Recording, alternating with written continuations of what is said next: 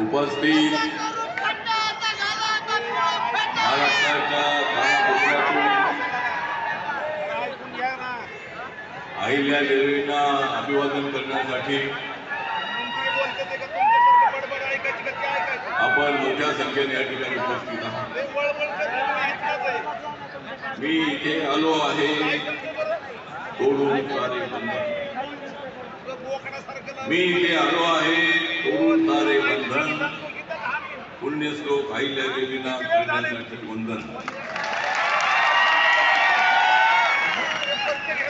माझ्या हृदयामध्ये आहे अहिल्या देवींच्या कर्तृत्वाचे स्पंदन, माझ्या हृदयामध्ये आहे अहिल्या देवींच्या कर्तृत्वाचे स्पंदन, करून टाकतो मी तुमच्या दुश्मनांचे बंधन।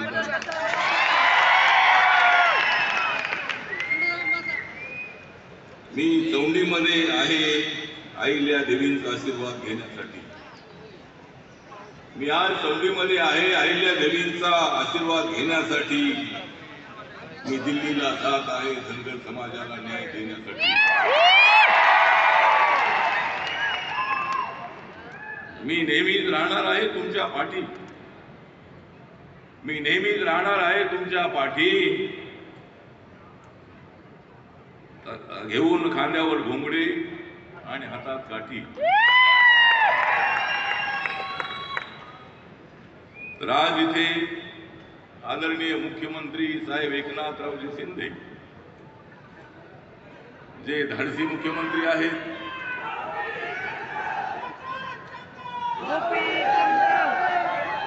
महाराष्ट्राच्या विकासासाठी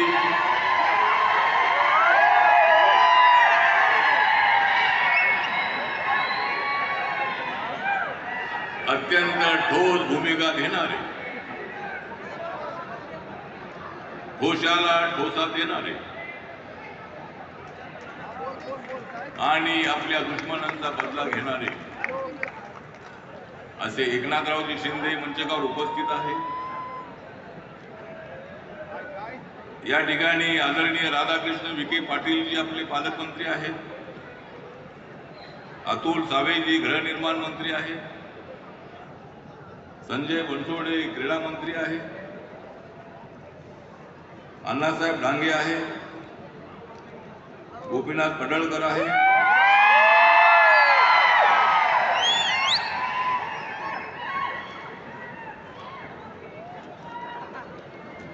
ज्यांना धनगर समाजाने नेहमीच दिलेला आहे हात, ज्यांना धनगर समाजाने नेहमीच दिलेला आहे हात, त्यांचं नाव आहे पडळकर गोपीनाथ।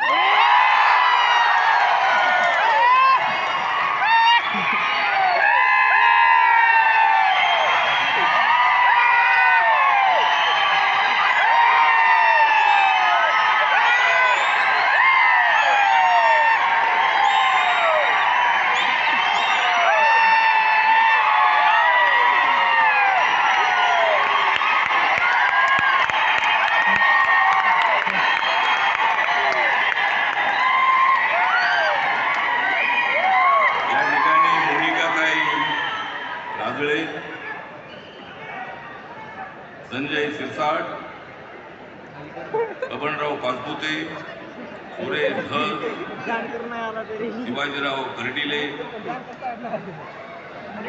दत्तामामा भरणे, बाळासाहेब मुकुटे, भीमराव धोंडे, रामराव वडकुले, रमेश सेंडगे असे अनेक मान्यवर मंचकावर उपस्थित आहेत।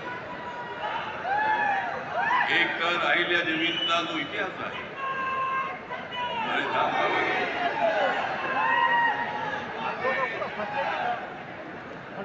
अहिल्या देवींचा जो इतिहास आहे, हा इतिहास अत्यंत क्रांतिकारक अशा पद्धतीचा इतिहास।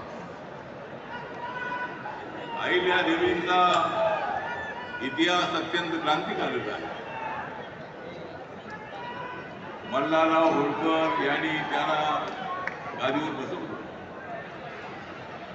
एका महिलेने राज्य कसं करावं शिकायचं असेल तर ते अहिल्या देवीतून शिकलं पाहिजे।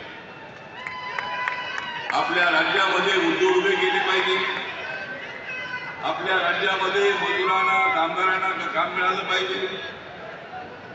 महिलांच्या सशक्तीकरणासाठी त्यांनी अत्यंत महत्वाची पाऊल उचलली. आणि एका महिलेने 299 वर्षापूर्वी जन्मलेल्या अहिल्या देवींनी अत्यंत मोठी भूमिका घेतली. आणि आम्हाला अभिमान आहे की त्या धनगर समाजाच्या होत्या. धनगर समाज अत्यंत क्रांतिकारक असणारा समाज.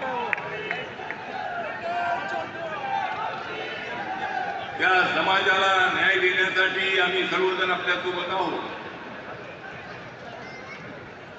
माननीय मुख्यमंत्री एकनाथरावजी तर आहेतच आहेत, देवेंद्र फडणवीस आहेत, अजितदादा आहेत,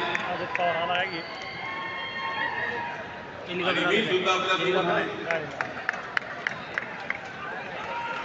या जिल्ह्याचं नाव अहिल्यानगर करण्याच्या संबंधामध्ये आपली मागणी.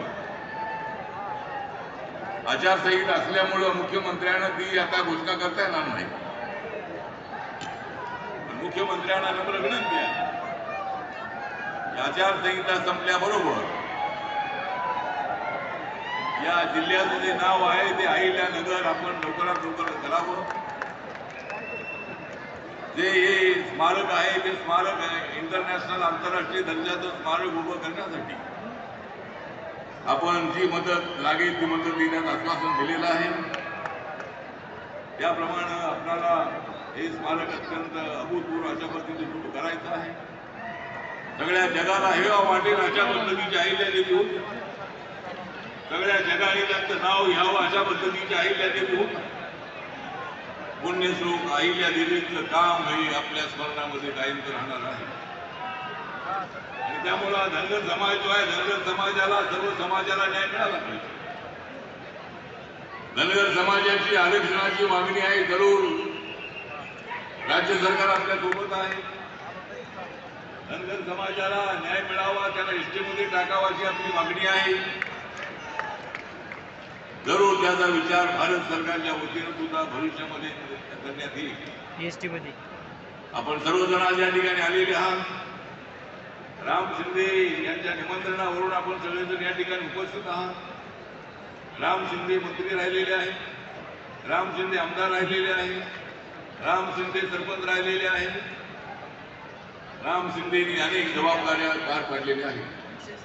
आणि आज त्यांच्या निमंत्रणावरून हजारो लोक या ठिकाणी उपस्थित आहेत. मी रिपब्लिकन पक्षाचा अध्यक्ष म्हणून, सामाजिक न्याय आणि अधिकारिता मंत्रालयाचा राज्यमंत्री म्हणून आज मी या ठिकाणी उपस्थित आहे. आणि मी आज मंत्री आहे. 4 जून नंतर सुद्धा मोदींच्या मंत्रिमंडळामध्ये राहणार आहे. त्यामुळं आपण सर्वजण आज या ठिकाणी मोठ्या संख्येने आलेले आहात. त्यामुळं मी या ठिकाणी आपल्या सगळ्यांसाठी आभार व्यक्त करतो. आणि अहिल्या देवीला अभिवादन करण्यासाठी, त्याला वंदन करण्यासाठी, त्यांचं स्मरण करण्यासाठी आज या ठिकाणी उपस्थित आहे.